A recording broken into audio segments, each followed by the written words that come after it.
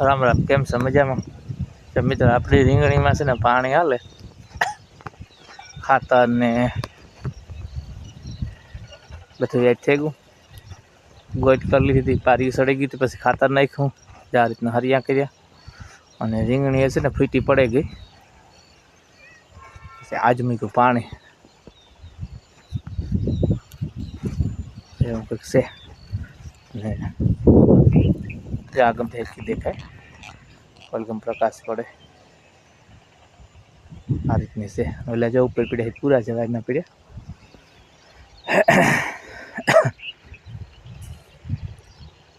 રીંગણી મખોળ બહુ તો ભેરાઈ ગઈ હતી.